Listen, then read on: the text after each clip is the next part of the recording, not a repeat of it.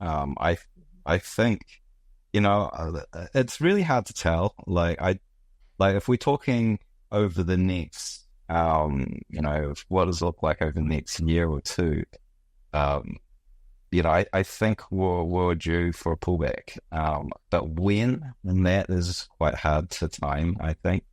Um, right now, there seems to be a lot of buying of risk assets. I'm not sure, I really don't know. Like I think that Bitcoin now is traded like any other macro asset, $2 trillion. It's big enough. It's not like it in its own little bubble in its own cycle now, and we are orbiting macro. So if that turns, Bitcoin will turn as well. And of course, when the macro goes up or down, Bitcoin's very accelerated. It's like that on steroids. So, um, but long term over the next 4, 8 years, of course, it's going to continue to outperform every single asset class on the planet. Bitcoin Zella stands out with its simplicity and clarity. We've crafted an experience that anyone can dive into, whether you're a crypto expert or just a new to the crypto world. Now guess who keeps his eye on us? The author of best-selling book Rich Dad Poor Dad, Robert Kiyosaki. And we want to take this opportunity and thank all the people who trusted us, and we read every comment. And the best part, it's free. Subscribing now means you will get all new information for free. Don't just follow the trends, stay ahead of them. Subscribe to Bitcoin Zella today and enjoy the new edge. In this video, Wu dives into the current Bitcoin cycle, exploring nation-state adoption, dollar trillion P meme coins, dollar MSTR's role, and the thrilling path to $5 million. Let's catch him to know more. Well, it was an interesting cycle, the last cycle. We had a lot of uptake on the futures exchanges. Obviously, the CME came in on the tail end of 2017, and over that time, we had a development in the futures market, effectively trading paper bets on Bitcoin. And the last cycle was very dominated by paper. And so this is the thing is that when I do my work, which is looking at what's happening with the transactions on the blockchain, where you can kind of get a good read of what's happening with investors with spot, you don't get the full picture of what's happening on the derivative side of things. And whilst there was a lot of buying on the underlying spot Bitcoin, there was a lot of bets coming in on the tail end of the bull market. I think we touched 70,000 for a second time. And then the amount of paper bets on Bitcoins went through the roof. So you don't, in that phase of the market, you don't actually need to sell your Bitcoins, right? If you want to exit, if you're like an investor, a sophisticated investor, you wouldn't sell your Bitcoins. You would just hedge them out and sell shorts on your Bitcoins. And it turned out that you would collect something around 20% annualized yield by netting out to cash. And that's actually what happened. And that tipped the market. And then, of course, the weakness in the underlying crypto side of things, like Terra blowing up, and then a cascade of liquidations and like earn products blowing up, and eventually FTX blowing up. We had a very, very pronounced bear market as a lot of coins got dumped. And so it turned out the bottom of the bear market of 2022 was just after the FTX collapse, and that was when all the paper evaporated. They stopped their shorts, and a lot of Bitcoins got scooped up off of the exchanges. Some of that was probably custody risk, but I think a lot of it was bought up, and that marked effectively the start of January 2023 bull market. Bitcoin appears fully gassed and primed to move beyond the $100,000 price mark, according to fresh analysis. The Bitcoin Choppiness Index, a volatility indicator, is now signaling the end of a prolonged period of sideways movement, sparking excitement for what's next in BTC price action. On January 21, Bitcoin tested the $100,000 support level amidst market fluctuations following the inauguration of former U.S. President Donald Trump. Despite anticipation, no mentions of Bitcoin or cryptocurrencies came from Trump during the event, leaving bulls disappointed. This lack of acknowledgement and heightened market pressure led to liquidations exceeding $500 million in crypto longs within 24 hours, highlighting the volatility surrounding BTC's six-figure boundary.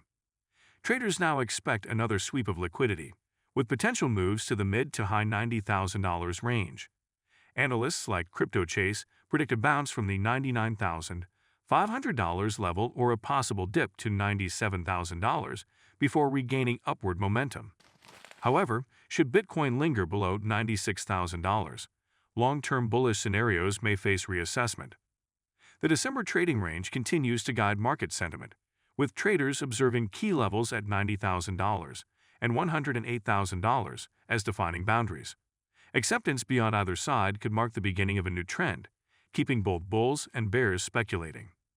Amidst this uncertainty, Bitcoin's 10-day simple moving average (SMA), hovering around $99,969, has become a focal point for analysts.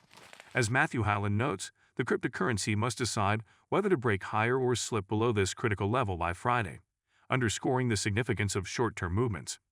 James Check, creator of Check and Chain, sees the choppiness index as a harbinger of imminent change. The tool suggests Bitcoin is now ready to break free from its consolidation phase and trend decisively. He predicts the market is on the verge of a major shift, paving the way for Bitcoin to leave the $100,000 milestone behind as it sets its sights on new all-time highs. And the interesting thing about this cycle right now is, of course, spot is back in, right? We've had the ETFs come in finally, and that has allowed the institutional type and also high net worth types to buy the ETF through traditional, TradFi exchanges. And so where previously, if you wanted exposure to Bitcoin, there was no real, you had to do offshore exchanges, really sort of grey water, sort of regulated markets. It's sort of regulated, but now you've got, so you could only get long exposure through the CME. Now with the spot, that's brought a lot of spot dominance back into the game, and that's much more bullish for Bitcoin. If you think about bets on Bitcoin, that's effectively debasing the currency, right? Because if I am wanting to buy Bitcoin and I have to buy spot like before futures, then someone very, very rare in the world who has Bitcoin has to sell it to me, and they've got to be convinced to sell it to me. But with the nature of futures, someone can say, "I'll take that bet with you," and they can sell me that exposure. So there's quite a bearish pressure. It's a debasement on the 21 million finite supply, and so with the spot dominance, it's much more bullish. And so far, this cycle has been, I still consider we're in a reaccumulation cycle. People think we're bullish, but actually underlying it in the phase we're in, it's kind of that. If you remember, we chopped around for a long time around 10,000 in the last cycle before things went ballistic. We're in that phase of the market, but it's skewed bullish because of the ETF and MicroStrategy. So that's where we are now. And of course, a lot of the regulatory risk around the SEC is evaporated effectively this week with Gensler leaving office. And of course, we've got our first president that's about to be inaugurated effectively today. That is pro Bitcoin and crypto, but Bitcoin, that's important. So yeah, and a lot of talk around the strategic reserve.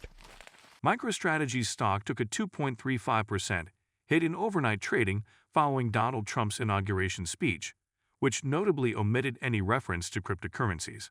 The company, known for its substantial Bitcoin holdings of over $45 billion, saw shares fall to $386.80, contrasting sharply with last week's surge to $396.50 on optimism surrounding potential crypto-friendly policies from the new administration.